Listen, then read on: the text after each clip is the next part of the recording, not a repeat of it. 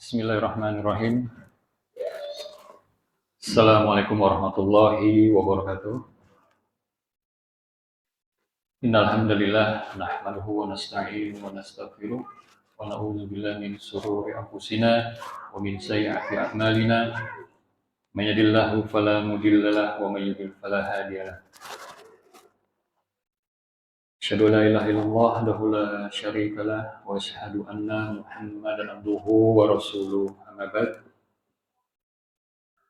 Alhamdulillah, puji syukur tentunya kita selalu ucapan pada Allah Subhanahu wa taala atas segala nikmat yang telah Allah berikan kepada kita, sehingga pada hari ini kita masih diberikan kenikmatan kesehatan, kenikmatan keimanan, tentunya kenikmatan Islam, hingga pada hari ini kita masih bisa berkumpul bersama-sama untuk menuntut ilmu agama, walaupun di kondisi kita yang hujan. Insyaallah, alhamdulillah, para ayah, bunda, para bapak, ibu-ibu semua, para jemaah sekalian, semoga dirahmati Allah. Allah masih meringankan kaki-kaki kita untuk menuntut ilmu agama. Semoga ini menjadi sebab bapak ibu semua sebagai jalan untuk menuju surganya Allah Subhanahu wa taala. Ayah bunda sekalian, para jemaah yang semoga selalu dirahmati Allah. Alhamdulillah, pada kesempatan Ahad ini, walaupun kondisi hujan, alhamdulillah kita bertemu di kajian perdana. Sebenarnya bukan kajian kedua ya. Di setiap bulan kita ada kajian parenting. Di pekan kedua itu Ustadz Sobarudin di hari Senin. Mungkin bapak-bapak banyak kesibukan kerja. Memang di hari tersebut lebih banyak ibu-ibu ya. Kemudian di pekan keempat atau pekan terakhir, nah kalau Ustadz Sobar itu dia rutin ya. Dia kajiannya rutin, bedah kitab, ya, kitab tentang parenting juga, dan insya Allah beliau akan tetap mengadakan kajian di setiap pekan kedua di hari Senin. Kemudian untuk di pekan keempatnya, untuk perdana insya Allah Hana yang akan bawakan. Kemudian insya Allah juga nanti kita akan mengundang para asatid ya, para asatid yang ada di lokal untuk mengisi kajian parenting yang menjadi agenda di TK dan SD Islam Imam Syafi'i Balikpapan. Jadi agenda parenting ini adalah bagian termasuk agenda yang masuk dalam kurikulum kita juga sebenarnya, dengan diadakannya parenting. Insya Allah ini bisa menambah keilmuan kita. Tentunya kita juga sama-sama belajar di sini. Bukan berarti saya yang duduk di sini yang lebih banyak ilmunya, Bapak Ibu ya. Di sini kita sama-sama belajar karena amanah dan tanggung jawab yang diberikan kepada kami. Kami harus menyampaikan terkait hal-hal yang memang berhubungan dengan parenting. Insya Allah ke depan atau di pekan berikutnya nanti kita akan coba undang beberapa asatid yang bisa mengisi parenting di masjid kita ini. Baik bunda sekalian, para jemaah yang semoga dirahmati Allah. Adapun untuk kajian parenting pada kesempatan di Ahad hari ini, kita akan mengambil judul toxic parent ya, toxic parent, di mana toxic parent ini sangat bahaya sekali jika ini dilakukan oleh para orang tua, karena dampak yang diberikan atau yang ada pada anak-anak kita nantinya akan membuat terjadinya kerusakan mental dan pertumbuhan pada anak. Parenting ini sangat penting dimiliki atau diberi pemahaman ya, kepada orang tua atau kita sebagai orang tua, anak pribadi pun sebagai orang tua, karena sebagai orang tua itu sangat butuh sekali namanya ilmu untuk pola asuh anak kita, karena rumah adalah tempat pola asuh yang paling utama di rumah. Jadi kita sebagai orang tua, kita psikolognya anak-anak kita lah, ya ibaratnya seperti itu. Kita sebagai psikolognya anak-anak. Dan di sini ilmu parenting ini sangat diperlukan oleh para orang tua untuk memberikan pendidikan, baik pendidikan maupun pertumbuhan, karena anak-anak ini dalam masa tumbuh kembang ya, tumbuh kembang. Jadi kita memang perlu ilmu untuk mengelola itu. Namun sebelum kita mulai dari sebelum pembahasan yang masuk ke topik pada hari ini, kita sebagai orang tua diberi karunia nikmat berupa keturunan anak, dan ini adalah kewajiban kita sebagai orang tua untuk mendidik dan menjaga mereka di dalam hal kebaikan maupun kebaikan dunia maupun di akhirat. Jadi kita sebagai orang tua memang memiliki amanah ya, mendapat amanah dan tanggung jawab sebagaimana seperti apa yang disampaikan oleh Rasulullah Shallallahu Alaihi Wasallam, bahwasanya seorang laki-laki atau seorang bapak adalah pemimpin bagi keluarganya dan dia akan dimintai pertanggungjawaban atas apa yang dipimpinnya. Begitu juga seorang ibu atau istri adalah juga pemimpin di rumahnya tentunya, dan kelak akan dimintai pertanggungjawaban juga oleh Allah kelak atas apa yang dipimpinnya. Jadi bukan hanya orang tua, bapak saja yang akan dimintai pertanggungjawaban, tapi istri pun nanti kelak akan dimintai pertanggungjawaban oleh Allah Subhanahu wa Ta'ala. Ada suatu ungkapan dari salah seorang ulama, anak itu adalah amanah bagi kedua orang tuanya. Hatinya masih bersih atau suci seperti permata yang murni yang masih belum terjamah dari ukiran dan condong kepada apa yang diarahkan kepadanya. Apabila anak dibiasakan dengan kebaikan, maka ia akan tumbuh berada di atasnya.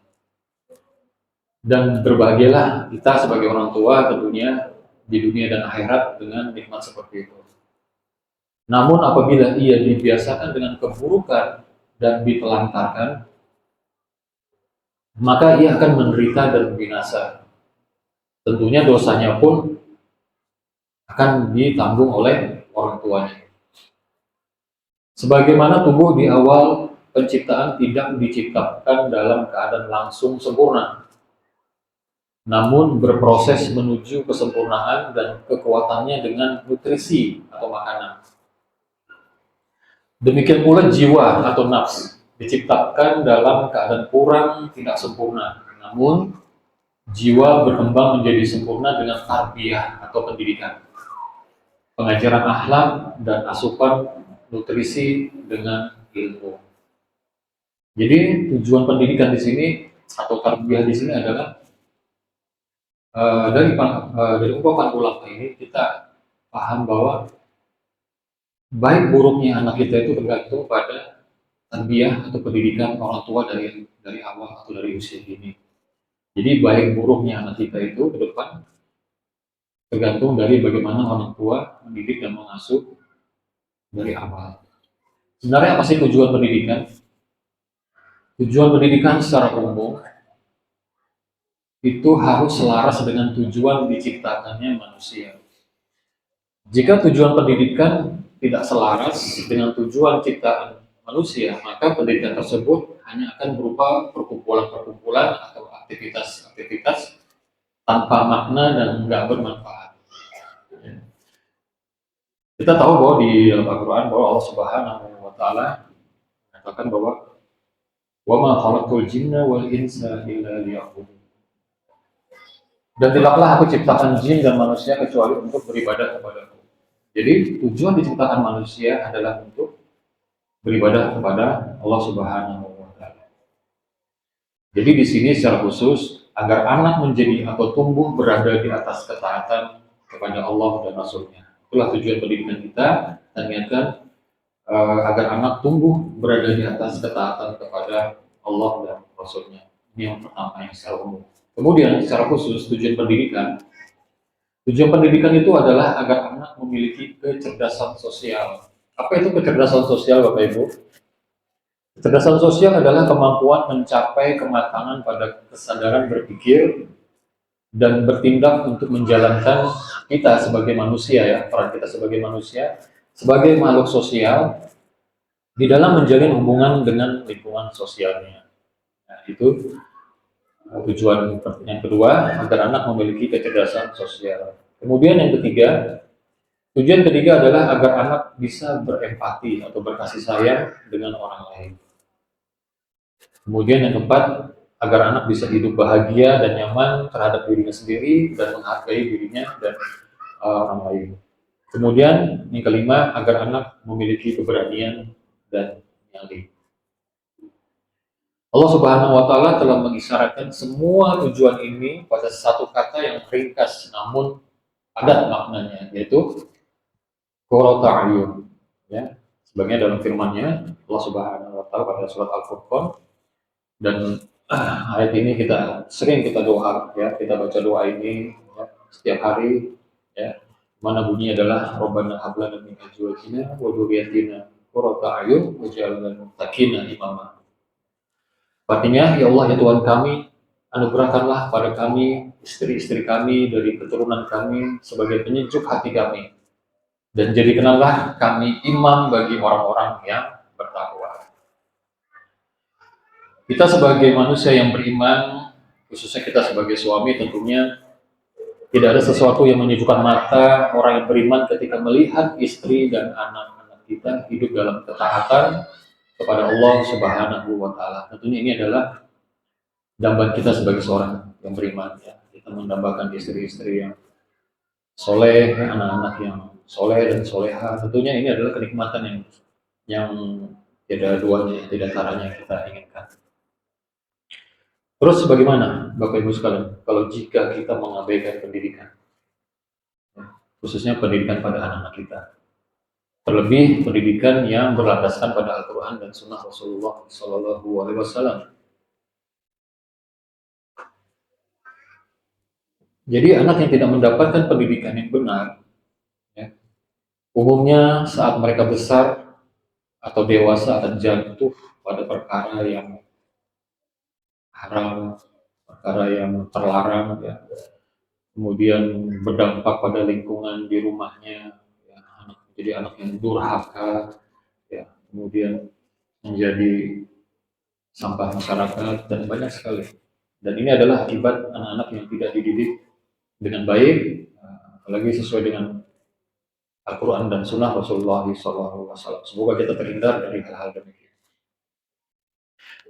Ibnul Qayyim rahimahullah mengatakan, betapa banyak orang yang menyengsarakan anaknya baik di dunia maupun di akhirat dengan cara menelantarkannya, tidak mendidiknya, dan malah memfasilitasinya di dalam memenuhi urusan syahwat anaknya. Justru ironinya para orang tua mengira apa yang telah dilakukannya tersebut telah memuliakan anaknya. Padahal sejatinya ia telah menghinakan anaknya. Ia mengira telah menyayangi anaknya, padahal ia telah menzoliminya. Akhirnya sirnalah manfaat anak tersebut terhadap orang tuanya dan hilang pula bagian ganjaran di dunia dan di akhirat. Kita sudah sering banyak lihat di zaman sekarang ini, ya, yang mungkin sebagai orang tua ada rasa kasihan anak, misalkan. Kemudian ada keinginan-keinginan anak yang memang belum pantas dia miliki karena nggak tega, ya, kita penuhi anak tersebut. Ya, misalnya memberikan suatu barang yang belum saatnya dia miliki barang tersebut, dan justru barang itu, ya, fasilitas itu malah berdampak buruk bagi anak. Dan ini secara tidak langsung kita sebagai orang tua justru malah bisa menjerumuskan anak-anak kita ke hal-hal yang tidak baik. Walaupun sebenarnya di niat kita itu baik, tapi belum tentu baik apa nanti dari yang dihasilkan dari apa yang kita berikan. Dan jika kita cermati, kerusakan pada anak-anak pada umumnya terjadi lantaran sebab orang tuanya, ya. Jadi kebanyakan kerusakan pada anak-anak itu pada umumnya terjadi lantaran sebab orang tuanya menelantarkan pendidikan anak, mendidik dengan cara yang tidak baik, tentunya akan membuat kerusakan pada mental dan pertumbuhan anaknya. Nah, di sini kita bicara dengan permasalahan tentang kerusakan mental, jadi di sini kita bahas tentang sebenarnya banyak, ya, kerusakan-kerusakan yang disebabkan karena pendidikan yang tidak baik. Selain dari kerusakan mental dan pertumbuhan anaknya, banyak dari mungkin kerusakan akidahnya, kerusakan akhlaknya, itu banyak sekali. Karena di sini kita membahas tentang kerusakan pada mental anak dan pertumbuhan anak, maka ini akan kita bahas. Allah Subhanahu wa taala berfirman, ya ayyuhallazina amanu qu anfusakum wa ahlikum. Ya. Hai orang yang beriman, pelihara dirimu dan keluargamu dari api neraka. Dan ini sudah jelas kepada orang-orang yang beriman, kita sebagai orang tua diwajibkan untuk, khususnya kita sebagai suami, ya, kita pelihara diri kita, kemudian memelihara, menyelamatkan keluarga kita, istri dan anak kita dari api neraka. Tentunya dengan ilmu. Kita butuh ilmu, ya. Kita butuh ilmu, Bapak sekalian. Oleh karena itu, ayo Bunda sekalian, melalui kajian parenting ini, mari kita bersama-sama belajar. Terlebih kita semua di sini adalah orang tua, ya, mungkin ada calon orang tua juga di sini ya. Dari anak-anak kita tentunya, semoga kita akan lebih paham mengenai bagaimana cara mendidik dan mengasuh anak yang baik, terkhusus pada kesehatan mental dan pertumbuhan anak-anak kita. Justru 1400 tahun yang lalu, Rasulullah SAW telah banyak memberikan contoh dan teladan dalam pola-pola pendidikan dan pengasuhan anak. Jadi jauh sebelum teori-teori psikologi itu, justru Rasulullah di 1400 tahun yang lalu itu telah memberikan contoh-contoh yang baik ya tentang adab dan akhlak. Justru psikologi itu baru ada setelahnya. Jadi memang Islam ini sempurna ya, Bapak Ibu sekalian ya. Nah, apa yang kita pelajari bersama pada kesempatan kajian hari ini yang mengambil tema toxic parent. Apa itu toxic, Pak? Ada yang tahu? Toxic. Racun. Ya. Secara bahasa mengandung arti racun atau sesuatu yang buruk yang menyebabkan sesuatu kerusakan pada suatu individu. Kalau parent seperti ya, orang tua ya. Jadi toxic parent bisa diartikan adalah sikap atau pola asuh yang sering dilakukan oleh orang tua atau seseorang, baik pola-pola tersebut disadari maupun tidak disadari, menimbulkan bahaya atau kerugian baik secara mental maupun fisik pada anak. Jadi toxic parent itu adalah suatu pola asuh ya dengan pola-pola, berbagai macam pola-pola. Kemudian orang tua ini tidak sadar kalau apa yang dilakukan itu menimbulkan bahaya atau kerugian bagi anaknya, baik secara mental maupun fisik pada anak. Namun di sisi lain, setiap orang tua pasti menginginkan yang terbaik buat anaknya. Pasti kita sebagai orang tua menginginkan yang terbaik buat anaknya. Meski toxic parent berdalih untuk kebaikan anak, terkadang keinginannya justru dapat menyakiti perasaan anak. Dalam hal ini orang tua yang terlalu over protektif misalkan, atau yang terlalu memiliki ekspektasi yang tinggi terhadap anaknya, orang tua yang egoisme, kemudian orang tua yang menerapkan peraturan-peraturan di rumah yang tidak wajar, ya, menghukum dengan kekerasan yang sering dilakukan oleh para toxic parent. Jadi untuk kebaikan, tapi kadang-kadang kebaikan yang diberikan itu melebihi dari apa yang tidak sesuai lah bahasanya, maksudnya itu tidak pantas yang kita berikan kepada anak-anak kita. Karena kita sebagai orang tua kita harus tahu fase-fase usia anak, gimana cara mendidik pada fase umur 0 sampai 2 tahun seperti apa, kemudian pada saat fase 2 sampai 4 tahun seperti apa, nanti sampai 6 tahun dan seterusnya. Kita harus tahu cara mengasuh anak-anak berdasarkan fase-fase usia anak-anak. Di firman Allah yang telah kita sebutkan di atas tadi, ya, hai orang-orang yang beriman, pelihara dirimu dan keluargamu dari neraka. Ali bin Abi Thalib radhiyallahu anhu dalam menafsirkan ayat tersebut, khususnya dalam mendidik diri dan keluarga kita, beliau mengatakan, adibuhum wa alimuhum. Didiklah keluargamu dengan adab dan ilmu. Jadi sahabat Ali bin Abi Thalib radhiyallahu anhu mengatakan bahwa mendidik keluarga itu adalah dengan adab dan ilmu. Ini poinnya. Di saat kita diperintahkan untuk mendidik keluarga kita dengan baik, ternyata justru ada sebagian orang tua mendatangkan keburukan bagi anak-anaknya. Tanpa kita sadari tentunya ya. Tanpa kita sadari, kita mendatangkan keburukan dengan cara mendidik yang salah. Telah kita bahas di awal pembicaraan tadi, Ibnu Qayyim rahimahullah mengatakan, di antara kerusakan-kerusakan yang terjadi pada anak-anak kita adalah disebabkan oleh pola asuh yang buruk dari orang tuanya. Dan jika kita mencari tahu mana yang paling memberikan dampak buruk bagi anak-anaknya, yaitu ada pada figur siapa? Figur bapaknya. Jadi figur bapak adalah yang paling banyak memberikan dampak buruk bagi kerusakan-kerusakan dalam pola asuh. Dan tentunya ini adalah peringatan bagi kita, khususnya bapak-bapak ya. Kita juga bapak-bapak, saya juga bapak-bapak. Dalam penelitian psikologi kontemporer pun orang tua menjadi faktor penting dan terbesar bagi kondisi perkembangan dan pertumbuhan anaknya. Inilah diantara salah satu kerusakan pada anak-anak adalah sifat orang tua yang buruk, sehingga memberikan dampak pengasuhan yang buruk. Inilah yang disebut namanya toxic parent. Bagaimana dampak toxic parent bagi kesehatan mental dan pertumbuhan pada anak? Mari kita sama-sama kita bahas satu-satu. Dampak apa sih yang terjadi kepada anak kita jika toxic parent ini terjadi pada keluarga kita? Yang pertama adalah komunikasi. Komunikasi yang paling banyak dengan siapa di rumah? Ibu, dengan siapa ibu? Anak-anak di rumah paling banyak komunikasi dengan ibu. Dengan bapak, dengan ibu? Hah? Dengan ibu, Pak.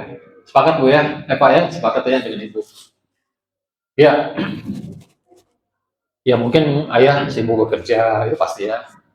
Sibuk bekerja pagi, kemudian pulang sore atau bahkan ada yang pulang malam.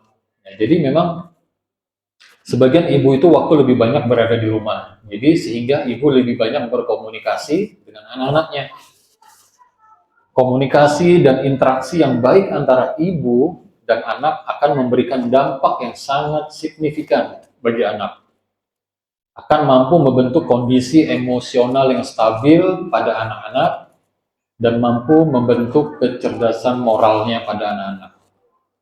Jadi jika kita bicara perkembangan manusia, ini kita belajar psikologi Pak ya, nggak apa-apa Pak ya, sambil belajar lah kita ya. Jadi kalau kita bicara tentang perkembangan manusia, jadi pada mulai dari usia dini, ya itu dibagi menjadi beberapa perkembangan. Yang pertama itu ada perkembangan kognitif. Kognitif itu akal ya. Jadi mulai dari manusia lahir ya, usia dini sampai sekarang, sampai dia tumbuh gitu, urutan-urutannya itu mulai dari perkembangan kognitif, akalnya. Kemudian ada perkembangan psikososial. Psikososial itu emosi dan sosialnya. Kemudian yang ketiga, perkembangan moral, dan yang keempat, perkembangan psikoseksualnya atau psikologi dan perkembangan seksualnya. Nah, pada perkembangan moral dalam Islam nantinya berkembang menjadi perkembangan spiritual ya. Perkembangan moral ini dalam Islam ini nanti akan menjadi perkembangan spiritual seperti akidahnya, kemudian akhlaknya, kemudian adabnya, ya. Semangat belajar agamanya baik ya. Ya seperti itu perkembangan moral. Kalau dari sisi Islam nanti dia akan mengarahnya ke sana ya. Nanti akan mengarahnya ke sana. Perkembangan moral ini penting karena sebagai fondasi anak-anak untuk disiplin. Karena disiplin itu dibentuk atas pemahaman ya Bapak-bapak ya. Ibu sekalian, jadi disiplin itu dibentuk atas pemahaman. Contoh misalkan selama berada di rumah, anak ini rajin sholat ya, rajin sholat, entah itu sholat di masjid ya, kemudian selalu dapat saf pertama. Ini selama di rumah. Namun setelah anaknya misalkan kuliah di Jawa misalkan. Nah, setelah kuliah di Jawa ini anak ini mulai jarang-jarang sholat pun jadi masbuk, dan itu pun kadang nggak selalu di saf pertama. Itu mungkin karena didikan awal, karena dia sholat karena takut dengan ayahnya, Kalau udah sholat nanti dipukul ya, atau dihukum yang keras. Jadi nggak ada pemahaman akhirnya ya. Jadi niatnya sholat itu hanya karena ada bapaknya, ya, atau mungkin nanti ibunya juga mukul pakai selang atau apa kalau nggak sholatnya seperti itu. Jadi di sini bukti bahwa kedisiplinan itu terbentuk karena seseorang tersebut paham. Ya. Pahamnya seperti apa? Ya, kita kasih beri pemahaman tentang kewajiban sholat seperti apa, kemudian ganjaran pahala yang diberikan, serta dosa yang ditinggalkan jika tidak sholat. Kemudian kita beri pemahaman kepada anak kita betapa Allah mencintai hamba-hambanya yang melaksanakan sholat. Ya. Akhirnya dari pemahaman itu akan tumbuh kesadaran dari dalam diri anak, ya, di pemahaman-pemahaman. Jadi kedisiplinan tersebut terbentuk dari pemahaman, bukan karena dia takut atau dipaksa untuk melakukan sesuatu. Kemudian ada pertanyaan, bagaimana dengan metode pengasuhan pada orang tua zaman dulu? Mungkin zaman-zaman kita, bapak-bapak kita ya, kalau nggak tidur siang dibawakan sapu ya, kemudian jewer kupingnya disiram air ya. Nah, ini adalah metode pembiasaan. Ini namanya metode pembiasaan. Dalam psikologi disebut dengan pendekatan behavioristik. Ya, tujuannya apa? Untuk membiasakan. Membiasakan ini akan membentuk perilaku, dan ini bisa juga dengan reward, memberikan hadiah, dan hukuman. Ya. Apa hukuman boleh? Boleh. Karena Rasulullah pun sudah memerintahkan bagi kita, anak-anak kita yang umur 7 tahun yang belum sholat pun kita boleh memukulnya. Tapi pukulnya dengan pukulan yang disyariatkan, memukul tangan ya, nggak boleh kita mukul nempeleng atau apa, jadi pukul tangan ya, seperti biasa pukul tangan. Jadi boleh menghukum. Namun ada yang lebih penting dari membentuk perilaku, yaitu membentuk pemahaman yang tadi. Ya. Ini lebih penting, kita bentuk pemahaman kepada anak-anak kita. Inilah bahwa bukti bahwa kedisiplinan itu dasarnya pembentukan kecerdasan moral. Nah, kita kembali ke ibu-ibu tadi. Ya. Dan kecerdasan moral ini paling besar perannya didapatkan dari figur seorang ibu di rumah tentunya. Figur ibu yang bagus, ya, komunikasinya bagus, ibu yang bisa kontrol emosinya, ibu yang bisa stabil emosinya, ini akan bagus interaksinya, ya, akan memiliki interaksi yang bagus dengan anaknya. Ya. Kemudian ibu mau mendengar anaknya, ya, ini bisa menjadi bekal moral, ya, kecerdasan moral anak menjadi bagus. Anak bisa mengenal baik dan buruk, ya, karena peran ibu. Kemudian ada rasa nyaman dan aman, ya, bersama ibunya. Jadi figur ibu sangat mempengaruhi terhadap kecerdasan moral anak-anak kita. Ini bilang bapak-bapak, ibu lagi ini. Tapi jangan khawatir bapak-bapak ya. Jadi riset ini belum sampai di sini ya. Jadi berdasarkan hasil penelitian, berdasarkan riset, ibu itu akan bagus emosinya, ya. Ibu itu akan moodnya bagus, dia bisa berinteraksi dengan anaknya bagus, komunikasi dengan anaknya bagus, kalau ayahnya membuat ibu itu nyaman. Paham ya Pak ya? Anda, ya. Jadi ibu itu bisa bagus komunikasi, emosinya bagus, ya. Kemudian moodnya ibu ini bagus, kemudian dia bisa berinteraksi bagus, ya, dengan anaknya. Ya, jika apa tadi? Ayahnya membuat ibu nyaman. Ayahnya juga bagus komunikasi dengan ibunya, atau suami bagus komunikasi dengan istrinya. Ayahnya memiliki interaksi yang bagus dengan ibunya, perhatian dengan istrinya, misalkan ya. Sehingga istrinya menjadi nyaman. Lalu bisa mendidik anaknya dengan baik. Jadi sumber utamanya adalah ayah. Ayah. Karena faktor terbesar emosi wanita itu tidak stabil, bahkan mengalami stres berat yang berlebihan atau burnout namanya ya.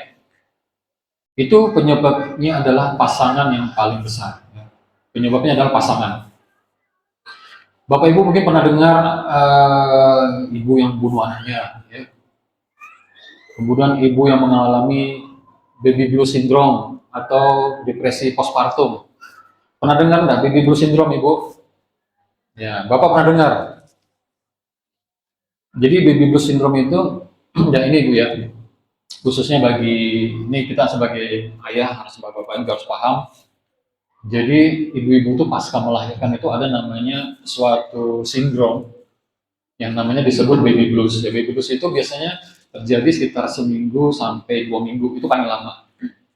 Nah, baby blues syndrome ini biasanya dialami ibu-ibu yang baru melahirkan karena itu dampaknya karena psikologi ya. Jadi biasanya ibu yang melahirkan itu, yang baru melahirkan itu dia kadang merasa sedih, ya, kadang merasa hidupnya ini nggak ada apa namanya, nggak berharga, kurang nafsu makan. Nah itu harus perhatikan. Jadi kalau kita apa namanya baru menerima apa namanya baru bayi melahirkan ya, jadi kita jangan menghibur dengan senang dengan bayinya aja. Kita harus perhatikan ibunya juga ya. Kita harus beri semangat ibunya atau istri kita yang baru melahirkan, kemudian kita beri perhatian karena mereka stres biasanya dan mereka memang biasanya kalau sudah mengalami baby blue syndrome ini kayak ada rasa keinginan nggak mau menyusui anaknya itu ada. Tapi ini hanya bertahan hanya 2 minggu biasanya. Beda dengan depresi postpartum. Kalau depresi postpartum ini biasanya bisa sampai setahun. Dan ini disebabkan karena stres, depresi. Dan biasanya ini bisa sampai ada rasa keinginan untuk tidak mau mengurus bayinya. Bahkan ada rasa ibu ini ingin mencelakai anaknya. Kalau susah tidur, ada kadang tidur panjang tidurnya, kalau nggak ada nafsu makan ada, tapi kalau sudah makan banyak. Nah ini postpartum ya. Jadi antara baby blues sama depresi postpartum itu hampir sama ya. Tapi kalau depresi postpartum itu lebih panjang, bisa sampai setahun. Dan ini lebih ini ya, kalau rasa apa namanya, stresnya itu lebih bahaya dibanding baby blues ya, baby blues syndrome.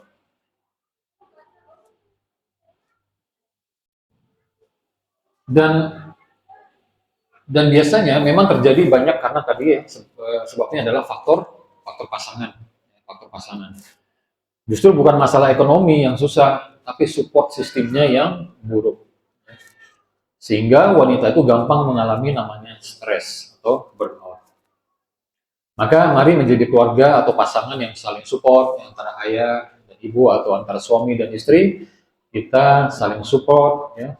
Karena ini adalah kunci nantinya anak-anak kita memiliki kecerdasan moral yang bagus.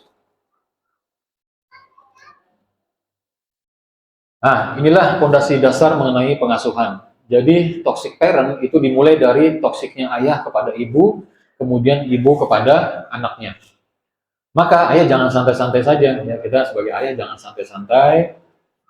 Ayah yang diam saja, yang nggak pernah nanya kondisi rumah, itu bisa menjadi toksik. Ya. Karena istri merasa ini suami kok nggak peduli sama pengasuhan, ya, nggak pernah nanya kondisi anaknya atau menanyakan kondisi istrinya. Ya, jadi jalin komunikasi yang baik dengan istrinya. Perhatian dengan istrinya, peduli dengan pengasuhan anak di rumah. Karena bagaimanapun istri adalah ujung tombak keluarga kita dalam mendidik anak di rumah. Dan kesadaran ini harus dibangun bersama orang tua. Jadi kita harus bangun bersama-sama untuk kesadaran ini. Maka komunikasi orang tua dengan anak itu harus dilakukan dengan bahasa cinta. Jadi komunikasi orang tua dengan anak itu ada juga ya. Ini kita mesti bahas yang pertama ya, komunikasi. Ada namanya bahasa cinta. Seperti apa? Seperti sentuhan ya dengan anak kita, kemudian menggunakan bahasa-bahasa yang variatif, tidak flat atau default, standar misalkan anak sekolah. Belajar apa kamu tadi? Sama siapa belajarnya? Jadi pertanyaannya ke anak itu terlalu apa? Flat. Ya. Ubah pertanyaan yang baik. Dede, belajar apa tadi pagi di sekolah? Dengar-dengar ada teman baru ya di sekolah. Jadi gunakan bahasa-bahasa yang bervariatif. Jangan bahasa-bahasa yang flat. Ya. Belajar apa tadi? Ada PR nggak? Siapa yang ngajar tadi? Nah, itu kan anak-anak ya jadi ya nggak ada, biasa aja. Nah, ini anaknya jawabnya seperti itu nanti, bahasa seperti itu ya. Jadi gunakan bahasa-bahasa yang variatif. Kemudian mencium anak, ya, memegang pundaknya, mengusap kepalanya. Anak-anak senang nih Pak ya.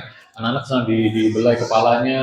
Apalagi anak-anak yang dewasa itu, ya remaja itu kalau dipegang pundaknya itu sangat senang sekali. Ya. Dia sangat senang sekali. Kemudian kita ngecup keningnya, ya anak-anak kita itu sangat senang sekali karena merasa diperhatikan, merasa disayangi. Ya, itu anak-anak kita. Kemudian gunakan perkataan-perkataan yang positif. Dan ini ada termasuk komunikasi, kemampuan komunikasi orang tua. Kemudian kenapa ada anak-anak yang jika temannya melakukan kebaikan kepadanya, dia tidak mengucapkan terima kasih atau tidak memuji kebaikan temannya. Misalkan kita punya anak, temannya ini ngasih permen misalkan, anak kita nerima, udah terima gitu aja.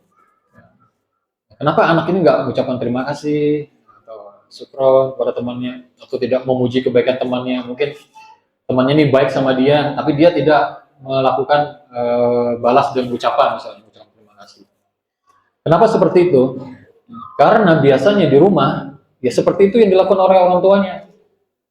Ya, ketika anaknya melakukan sesuatu kebaikan pada orang tuanya, misalkan anaknya bantu merapikan mainan adiknya atau bantu merapikan apa namanya kasur atau bantalnya, orang tua responnya biasa aja, responnya biasa aja, ya tidak ucapkan, kakak terima kasih ya, atau adik baik sekali terima kasih ya, sukron baik ya, seperti itu.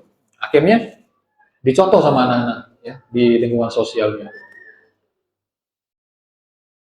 Jadi respon orang tua yang kurang. Ya. Jadi nanti saat di lingkungan bertemu dengan kawan-kawannya, dia juga akan biasa-biasa aja nanti. Ya biasa aja dikasih permen, ya biasa aja diam aja. Temannya melakukan hal baik, ya biasa aja, nggak mengucapkan terima kasih atau apa ya. Karena memang di lingkungan rumahnya memang seperti itu. Karena orang tuanya pun seperti itu. Jadi dia mencontoh apa yang dilakukan orang tuanya. Baik, itu yang pertama komunikasi. Kemudian yang kedua adalah apresiasi. Apresiasi ini bisa mengapresiasi ya.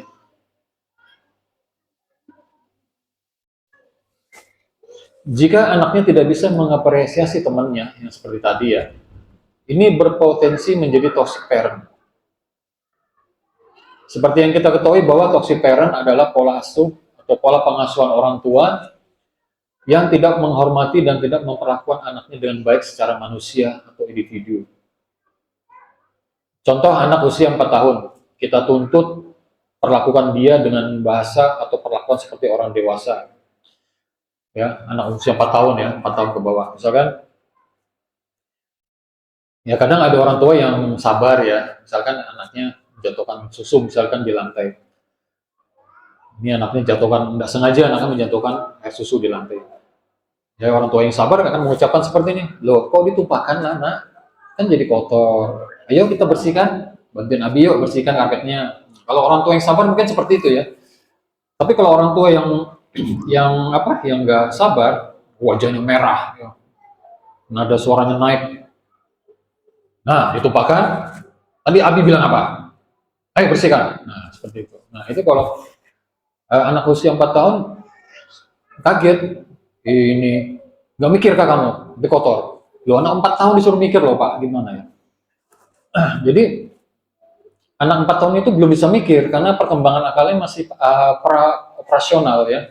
Nggak bisa dia dituntut berpikir sebagaimana berpikirnya orang dewasa. Ya, jadi seperti itu. Contoh lagi misalkan anak lari-lari. Jangan lari-lari, jangan lari-lari, misalnya di masjid. Dia nggak lari-lari, tapi manjat-manjat dia. Yang manjat-manjat. Lo malah manjat-manjat, dibilang jangan lari, malah manjat-manjat. Dia nggak paham dia. Dia nggak paham ya. Karena analoginya memang begitu. Nah, kalau mau memberi nasihat, jangan lari-lari ya dok, jalan aja. Nah kan jelas kan, jangan lari-lari, jalan aja nanti jatuh, nanti dia jalan. Nah seperti itu.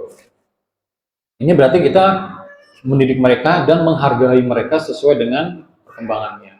Ya, jadi kita harus bisa membedakan di usia-usia di fase-fase mereka cara menasihati. Ya, seperti itu Bapak sekalian. Justru banyak sekali ya ini orang dewasa itu memperlakukan anaknya seperti orang dewasa. Kalau kita pernah lihat sejarah itu mungkin di Eropa itu kalau Bapak lihat di tahun 1930-an itu, kalau lihat foto-foto mereka tuh dipakai pakaian itu seperti orang dewasa ya, pakaian di tahun-tahun 1930-an. Di Eropa itu mereka pakai jas, anak kecil umur 6 tahun, 7 tahun, kemudian pakai topi pet itu. Jadi betul-betul kayak orang dewasa. Nah, itu didikan-didikan orang-orang zaman dulu. Tapi dalam Islam, Rasulullah SAW sudah mengajari kita cara memperlakukan anak sesuai dengan usianya. Ya. Bagaimana beliau SAW berbicara dengan anak kecil yang dilihatnya bersedih, ya, seperti dia melihat Abu Umair sedang bersedih, ditegurnya, wahai Abu Umair, apa yang terjadi dengan Nugair? Nugair itu burung peliharaannya kecil itu ya, namanya Nugair. Dan burungnya itu mati rupanya. Jadi Rasulullah melihat si Umair ini sedih, jadi ditegur oleh Rasulullah, wahai Umair, Abu Umair, apa yang terjadi dengan Nugair?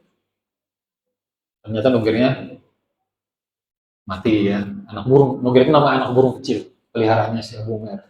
Kemudian Rasulullah juga menggunakan ungkapan yang menyentuh untuk menarik hati anak, seperti memanggil dengan nama-nama panggilan, ya.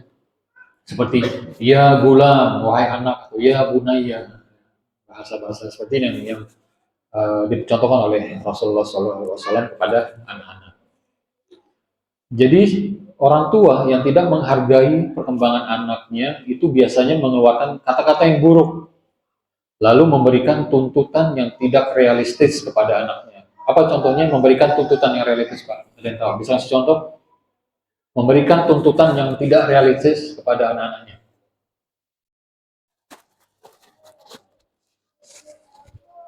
Misalkan anak dituntut ranking 1, ya. Mengapa? Karena indikator realistis bagi anak-anak itu adalah sesuatu yang konkret. Yang konkret itu yang sesuatu yang jelas mereka lihat ya. Mereka bisa lakukan dan kontrolnya itu pada dirinya sendiri. Jadi anak-anak pada usia tersebut dia bisa melakukan dan mengontrol yang ada pada dirinya sendiri. Kalau kita tuntut ranking 1, faktornya banyak Pak, ya Bu ya. Faktornya banyak kalau kita menuntut anak ranking 1. Seperti faktor kecerdasan bawaan ya. Kita menuntut ranking 1 tapi kecerdasan bawaannya nggak ada misalkan. Kemudian kedua mungkin faktor saat ujian anak kita sering sakit ya. Jadi faktor-faktor itu ada. Kemudian pada saat memeriksa ujian gurunya mungkin kurang teliti ya. Kemudian faktor teman sekelasnya yang mungkin ada yang lebih rajin dan lebih pintar. Jadi faktor-faktor tersebut banyak yang tidak bisa memungkinkan kita menuntut anak kita untuk ranking 1. Ya. Kemudian jika kita ingin menuntut anak untuk pintar, maka gunakan bahasa seperti, ayo nak rajin belajar. Abi senang loh dengan anak yang rajin belajar. Nah ini realistis ya Bapak Ibu ya. Karena mereka bisa lakukan dengan konkret. Oh rajin belajar itu menyisikan waktu 1-2 jam ya mungkin habis sisa. Mungkin seperti itu. Yang maksudnya rajin belajar. Oh hai sana, Abi senang ya kalau kita jadi anak pintar. Kalau gitu saya harus rajin belajar ya. Jadi gunakan bahasa-bahasa yang baik, kemudian memang realistis, yang gampang dicerna oleh anak-anak. Ya, karena anak itu butuhnya yang konkret, yang nyata, ya, yang nyata. Nah, orang tua yang terlalu banyak menuntut anaknya untuk ini, untuk itu, harus hafal 30 juz, ya, pokoknya lulus SD harus 30 juz misalkan. Lulus TK harus juz 30 misalkan. Harus kamu ranking 1 misalkan ya. Nah, inilah yang namanya dikatakan toksik. Ya, inilah yang dinamakan toksik. Justru hal ini bukan malah membuat anak termotivasi, malah membuat mereka menjadi rendah diri. Kenapa rendah diri? Karena pencapaiannya terlalu abstrak. Ya, jangan-jangan ini sebenarnya hanya kemauan kita aja sebagai orang tua. Ya. Ingin anaknya seperti apa yang diingin orang tuanya. Ya. Ingin membanggakan ke orang lain kalau kita punya anak yang ranking 1, kita ingin membanggakan ke orang lain kalau kita punya anak yang punya hafalan yang banyak. Nah, ini curiga kita ada ekspektasi di orang tua yang berlebihan seperti itu. Dan hal ini juga akan berdampak anak akan menjadi pribadi yang ambisius. Ya, kalau kita selalu tekan begini, harus begini, kamu harus begini. Nanti akan menjadi anak yang ambisius atau over perfeksionis. Ya, perfeksionis itu bagus, tapi kalau terlalu over itu bahaya. Karena nanti pada saat nanti dia dewasa, mereka akan mengalami yang namanya OCD. Ada yang tahu OCD, Pak? OCD itu adalah obsessive compulsive disorder. Jadi kesehatan mental yang membuat pengidapnya mempunyai pemikiran atau dorongan yang tidak bisa dikontrol, sifatnya berulang-ulang atau obsesi. Ya. Kemudian adanya muncul perilaku paksaan atau kompulsif. Bapak pernah lihat gini nggak? Orang yang wudunya salah, wudu lagi. Sudah selesai wudhu, tadi wudhunya nggak deh, kurang sempurna, wudhu lagi. Ya. Sampai itu ikomat, sampai mau takbir masih wudhu dia. Jadi ada rasa dia kayak sesuatu yang belum sempurna. Kemudian sholat, takbir, Allahu Akbar, Allahu Akbar. Nah, itu. Sampai mau ruku baru bikin Allahu Akbar. Ya, karena aku ketinggalan, akhirnya ruku baru benar dia merasa. Itu namanya OCD.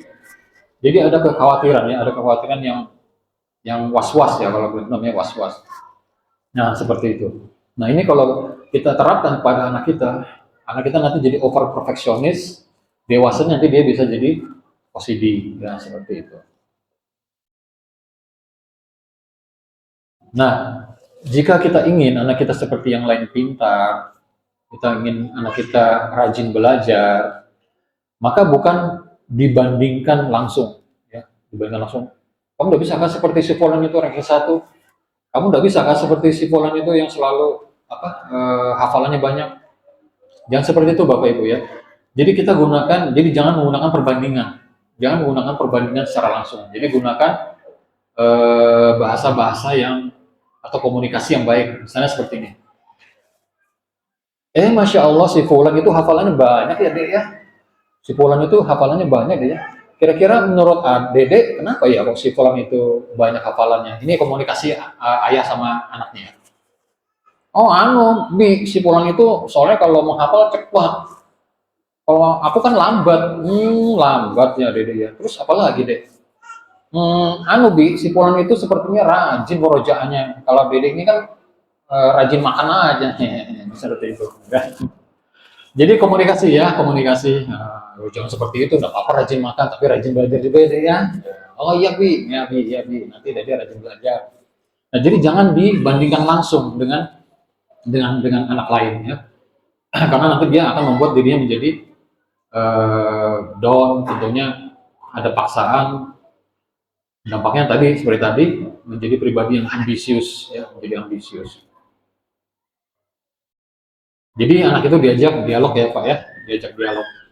Jangan dibandingkan langsung. Kalau ini membandingkan langsung, carilah contoh-contoh seperti sahabat-sahabat Nabi atau Nabi, ya itu adalah contoh-contoh yang bisa dijadikan teladan dan kesolehan. Ya. Banyak sekali sahabat-sahabat Nabi, orang-orang soleh ya, yang bisa dijadikan teladan atau sebagai bahan pelajaran buat anak-anak kita untuk mencontoh orang-orang yang soleh. Nah, selain kita membanding-bandingkan dengan temannya, kemudian ini juga penting. Jangan membanding-bandingkan anak kita dengan saudara kandungnya. Justru nanti akan muncul yang namanya sibling rivalry. Nanti kalau ada sesi kapan-kapan kita akan bahas namanya sibling rivalry ya. Sibling rivalry itu adalah suatu kompetisi sesama saudara kandung, ya baik itu yang saudara kandung laki maupun yang perempuan. Dan biasanya diwarnai oleh rasa iri, rasa cemburu, entah mungkin cemburu perhatian orang tua, cemburu diberikan mainan atau diberikan hadiah. Namun sibling rivalry ini jika masih kecil itu kita sulit bedakan ya, hampir kita sulit bedakan. Apalagi dia berbaur ya, berbaur itu kita sulit bedakan. Kadang-kadang kan anak itu wajar kan rebutan mainan ya. Itu wajar mesti rebutan-rebutan mainan. Namun nanti baru bisa akan terlihat ya pada saat mereka dewasa. Jadi antara kakak dan adik itu nggak ada empati sama sekali. Nanti baru terlihatnya pada saat dewasa antara kakak dan adik nggak ada rasa empati. Ya, karena dari kecil, dari awalnya itu dia sudah ada persaingan-persaingan, ya, tidak akur. Karena mungkin dibanding-bandingkan dengan orang tuanya, kayak kakakmu tuh loh, ya misalkan, atau kayak adikmu tuh loh, ya selalu ranking satu, ya. Nah, seperti itu. Akhirnya dibanding-bandingkan, akhirnya muncul namanya kompetisi di dalam rumah tangganya atau khususnya pada anak-anaknya. Dan ini sangat buruk sekali. Jadi jangan membanding-bandingkan dengan saudara kandung. Lebih baik diajarkan kerjasama di antara saudara kandung, saling memuji antara sesatu sama lainnya, sehingga akan terbentuk tali persaudaraan yang kuat antar saudara kandung. Baik, Bapak Ibu yang semua dirahmati Allah, itu adalah yang kedua. Kemudian yang ketiga adalah mencandai yang berlebihan. Kita bercanda kepada anak yang terlalu berlebihan. Mencandai anak di usia di bawah 6 tahun itu bisa berdampak tersakiti hatinya. Kadang orang tua menganggap mencandai anak tersebut ada sesuatu yang menyenangkan. Ya, hati-hati Bapak ya, Ibu ya, ini toksik. Jadi pernah diceritakan oleh kami, oleh dosen kami, itu seorang psikolog, dosen kami. Jadi pernah didatangi suatu keluarga, dia bawa anaknya usia SD. Si Fulan ini waktu masih sebelum SD itu adalah anak yang ekspresif, anak yang berani, anak yang ceria, ya. Kemudian suka bergaul dengan teman-temannya. Nah, semenjak dia sering dicandai oleh ayahnya, pamannya, ya, dan sekarang setelah di SD dia menjadi anak yang diam, kemudian nggak pernah ceria, kurang percaya diri, dan pada saat diberikan hasil tes, tes tertulis atau seperti kuesioner itu kepada anak ini, yang SD ini, itu kita dapatkan kalimat yang ditulisnya itu berbunyi bahwa ia menuliskan itu bahwa ia menulis bahwa ia tidak sangat menyukai ayahnya. Jadi berawal dari bercanda. Jadi berawal bercanda yang berlebihan, akhirnya muncul yang namanya stereotip. Stereotip tidak menyukai ayahnya. Stereotip ini seperti muncul suatu pandangan atau pikiran yang terbentuk ya, dan pikiran ini adalah pikiran tidak menyukai ayahnya. Jadi bercanda yang berlebihan itu juga bisa berdampak toksik pada anak-anak kita. Akhirnya anaknya menjadi murung, menjadi kurang percaya diri, dan kita harus memperhatikan bercanda pada tahap-tahap usia anak-anak kita. Misal kita bercanda dengan anak usia 4 tahun, 6 tahun, ya kita bisa bercanda dengan kejar-kejaran, ya, kemudian kuda-kudaan, ya. Nah, dan kalau usia di atas 6 tahun, itu bisa kita main tebak-tebakan misalkan ya. Bisa main tebak-tebakan. Nah, kalau usia di atas 10 tahun, jangan dicandain kakak endut, kakak kriwil, itu. Paling hitung kriwil dari bapaknya juga ya. Itu sakit hati mereka Pak, dibilangin. Karena usia mereka itu adalah usia 10 tahun itu sudah mulai fase-fase anak yang memang bukan seperti anak yang butuh dicandain yang main kejar-kejaran, dia sudah agak lebih serius sedikit ya anak-anak. Jadi usia 10 tahun itu jangan dicandain-candain yang terlalu berlebihan ya. Seperti tadi. Itu akan sakit hatinya ya. Hatinya akan sakit walaupun niat kita hanya bercanda misalnya, tapi hatinya tersakiti.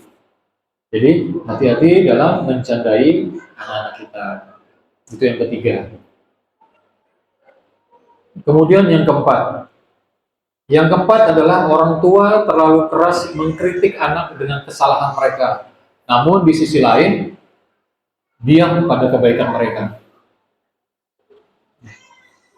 Orang tua terlalu keras mengkritik kesalahan, namun di sisi lain, diam pada saat anak melakukan kebaikan. Kadang orang tua terlalu reaktif. Ketika melihat anaknya melakukan kesalahan, tapi saat anak berbuat baik, misal mengambilkan air untuk adiknya, membantu merapikan mainan adiknya, apakah kita bisa sereaktif pada saat kita marah, pada saat anak itu melakukan kesalahan? Ini kadang-kadang yang sering dilupakan oleh orang tua, ya, khususnya pada ayah dan ibu. Seharusnya kita bisa sereaktif pada saat anak-anak berbuat salah. Ya. Jadi pada saat anak melakukan kebaikan, respon yang baik, misalkan mengambilkan air buat ayah ibunya, oh syukur kakak sudah mengambilkan air, atau mungkin tadi seperti yang di awal tadi, membantu merapikan mainan adik-adiknya, direspon ya. Jangan hanya pada saat kesalahan aja direspon, reaksinya salah kamu ini salah ini. Tapi pada saat melakukan baik, orang tua nggak ada merespon. Jadi di sisi lain kita boleh merespon kesalahan anak, tapi di sisi lain juga kita harus cepat merespon kebaikan anak-anak kita. Jadi cepat responnya. Karena anak melakukan hal kebaikan, cepat direspon. Itu yang keempat ya, Bapak Ibu. Kemudian yang kelima. Yang kelima, menjadikan anak sebagai komoditas pencapaian. Seperti yang tadi, pokoknya Abi nggak mau tahu, pokoknya lulus SD, kakak harus sudah lulus atau sudah hafal Al-Quran 30 juz. Pokoknya Dedek harus punya hafalan juz 30 lulus TK. Pokoknya Abi nggak mau tahu. Gitu. Nah, misalkan seperti ini. Ini gimana? Kita nggak paham anak-anak kita. Kita paham nggak dengan kondisi anak-anak kita? Ya seperti tadi, atau jangan-jangan orang tua yang terlalu bernafsu menjadikan anak komoditas biar keren misalkan ya. Ini loh anak saya hafalnya 30 juz ya tadi ya, hati-hati Pak ya. Ketika kita menuntut anak kita hafalan harus selesai, kita harus paham atau disesuaikan dengan kemampuan anak kita. Minat dia, kondisi mereka, jangan sampai orang tua itu tuntutannya tinggi karena orang tua yang ingin sebenarnya, bukan kepinginan anaknya. Walaupun sebenarnya baik, tapi berikan arahan ya. Berikan arahan, boleh kita mengarahkan, boleh kita mengasih pandangan, dan boleh juga sedikit memberi dorongan, tapi jangan memaksakan. Tetap berikan dorongan. Bagus 30 juz itu bagus, tapi beri pandangan yang baik. Tetap selalu disupport. Kemudian yang keenam, menyalahkan anak karena emosi orang tua atau displacement. Hati-hati ya kalau kita sebagai orang tua emosi. Jangan sampai karena emosi kita yang tidak stabil, kita lampiaskan kesalahan kita kepada anak-anak kita.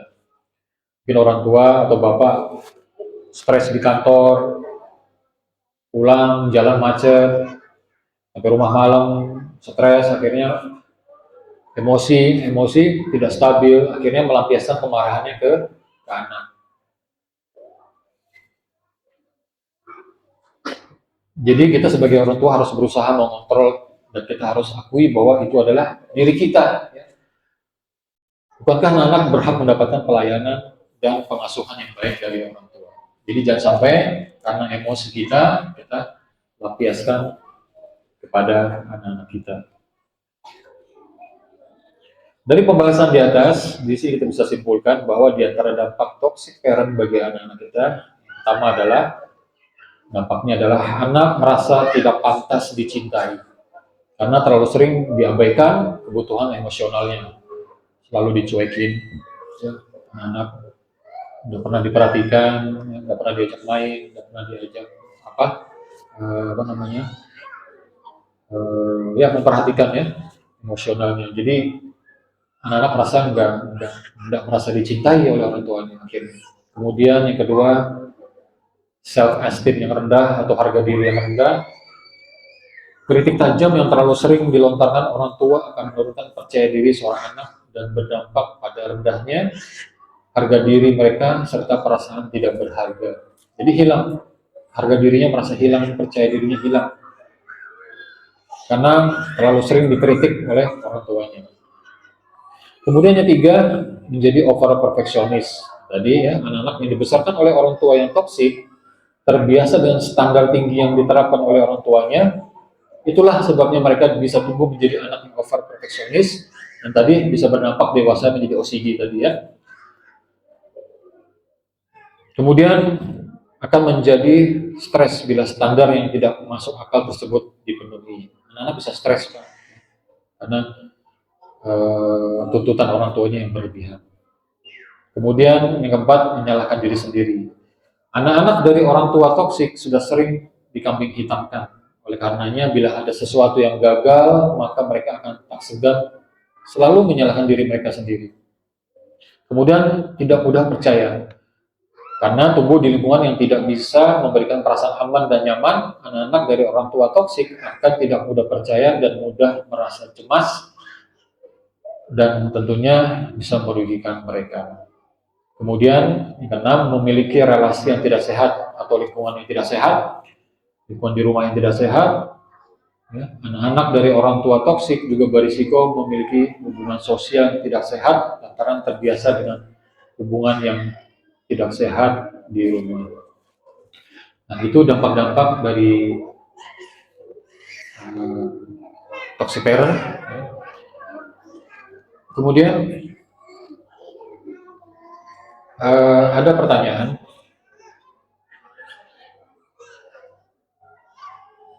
bagaimana cara memperbaiki atau menindaklanjuti yang sudah terlanjur, ya mungkin yang sudah terlanjur orang tua membesarkan anaknya dengan cara yang toksik. Apakah masih bisa dirubah? Ada pertanyaan seperti itu. Apakah masih bisa berubah karena kita sudah orang tua yang tidak paham dari awal, terlalu keras, terlalu ekspektasi tinggi terhadap anak? Apakah masih bisa dirubah atau masih bisa diperbaiki? Insya Allah masih bisa. Bapak Ibu ya, insya Allah masih bisa. Itulah kenapa Nabi diutus, karena mereka diutus, ya, Nabi dan Rasul diutus untuk memperbaiki akhlak manusia. Karena akhlak itu memang bisa berubah. Akhlak memang masih bisa dirubah. Dan di agama kita banyak sekali tuntunannya seperti memperbaiki akhlak, ya, kemudian menjadi manusia yang sabar, kemudian menjadi orang-orang yang jujur. Dan inilah bukti jika akhlak itu bisa dirubah. Bukan sesuatu yang sulit ya, jika orang-orang tersebut benar-benar mau berikhtiar. Maka begitu pun dengan anak-anak kita. Karena watak dan kepribadian itu akan terbentuk permanen. Ya. Jadi watak dan kepribadian itu akan terbentuk permanen itu setelah anak-anak atau remaja usia di atas 18 tahun itu watak akan terbentuk permanen. Adapun di bawah 18 tahun masih sangat mungkin untuk berubah-ubah. Makanya di antara pendidikan yang baik di usia dini adalah pendidikan adab dan akhlak dibentuk kepribadiannya. Dan sampai setelah dewasa atau usia remaja akan sulit sekali kita akan berubah, ya, karena dikhawatirkan wataknya sudah mulai permanen. Nah, di sini di usia dini ini kita memberi kesempatan kita yang terbaik untuk memberikan pendidikan adab dan akhlak agar kepribadian anak-anak kita bisa terbentuk. Ada beberapa cara, Bapak Ibu sekalian ya. Cara pertama, untuk menindaklanjutinya adalah perbaiki konsep diri dari diri mereka, yaitu perbaiki respon kita, respon yang lebih positif. Apa sih itu konsep diri? Konsep diri itu adalah bagaimana seseorang atau individu menggambarkan atau mempersepsikan dirinya sendiri dan hubungannya dengan objek atau orang lain dalam lingkungan di sekitarnya. Contoh kalau kita memberikan respon ya pada anak kita, misalkan anak kita sudah baru pulang sekolah, misalkan cuaca panas, misalnya uminya menyambut pulang ya anaknya. Kok kakak hari ini kelihatan capek ya? Kelihatan capek sekali kakak hari ini pulang sekolah. Oh iya, umi buatan jus lemon ya? Seperti itu. Si respon yang baik. Pasti anaknya bingung kan? Tumben umi ini baik nih, kenapa ini? Nah, dengan respon seperti ini yang rutin dilakukan, akan timbul rasa perhatian orang tua pada anak. Dan akan tumbuh yang namanya kasih sayang dan cinta. Anak merasa diperhatikan, tumbuh rasa cinta antara anak dan orang tua. Inilah cara yang bisa kita lakukan konsep diri. Ya. Bukan konsep diri, berikan respon yang lebih positif kepada anak-anak. Untuk memperbaiki toksik yang sudah terlanjur. Jadi kita perbaiki di sini. Ya. Kemudian yang kedua adalah perbaiki keterampilan anak-anak kita. Tumbuhkan minat-minat mereka, tanyakan kepada mereka. Kakak sukanya apa? Ya, misalkan, kakak suka renang kah? Atau main panahan? Atau memanah? Atau menggambar, atau yang laki-laki atau bermain bola. Ayo kalau main bola nanti Abi temenin main bola, kita cari mana latihan mana atau latihan bola di mana. Ya. Jadi hal ini akan memperbaiki konsep diri mereka. Ya. Anak akan merasa betapa berharga dirinya. Dia merasa dicintai dan diperhatikan dan merasa dirinya didukung oleh orang tuanya.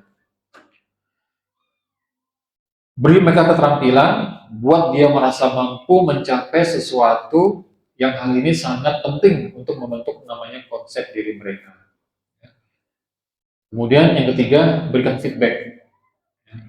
Berikan feedback yang baik buat anak-anak kita atas usaha-usaha mereka. Walau kecil apa usahanya ya. Walaupun pada saat ikut lomba misalkan, anaknya ikut lomba kalah misalkan.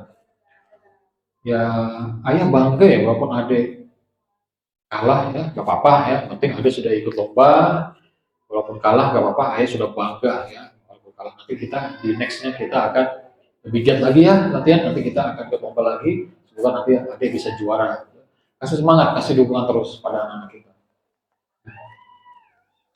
Jadi yang membentuk konsep diri pada anak itu ada dua sebenarnya Bapak Ibu ya. Jadi yang membentuk konsep diri itu ada dua sebenarnya, yaitu memiliki keterampilan seperti experience atau pengalaman, belajar dan mampu mencapai sesuatu. Dan yang kedua adalah respon. Jika gagal, jika anak kita gagal dalam sesuatu hal, dikuatkan Mbak, ya, dikuatkan. Kemudian jika berhasil, diyakinkan, oh alhamdulillah ini adalah hasil dari usaha dan kemampuan kakak bisa seperti ini. Alhamdulillah. Tapi kalau jika gagal, diberi kekuatan, terus disupport. Kemudian dapatnya respon dan feedback dari lingkungan itu berarti namanya konsep diri. Itulah cara dia memandang diri dia dan nanti akan dibentuk apa yang namanya harga diri. Harga diri adalah pandangan keseluruhan yang dimiliki individu tentang dirinya sendiri. Individu yang menghargai hal-hal yang mereka pedulikan, harga diri itu juga mencakup bagaimana individu itu melihat diri mereka sebagai individu yang mampu, berharga, dan sukses. Insya Allah, jika konsep diri ini terbentuk, ini akan membuat dirinya lebih disiplin, Bapak. Ya. Kalau konsep diri ini terbentuk, insya Allah akan membuat anak ini akan lebih disiplin. Anak-anak yang tidak disiplin itu biasanya konsep dirinya rendah. Anak-anak yang tidak disiplin itu biasanya konsep dirinya rendah. Berbalik dengan anak yang memiliki konsep diri yang baik, kemudian dia bisa mengendalikan emosinya, percaya dirinya pasti bagus. Karena anak yang emosional, mudah marah, pasti dia nggak tahu tentang dirinya. Dia tidak menghargai dirinya, gampang marah-marah, agresif. Jadi konsep diri ini sangat penting. Dan tugas dan kewajiban kita, ya, tugas dan kewajiban kita sebagai pengasuh, sebagai orang tua lah yang berperan penting dalam membentuk konsep diri pada anak.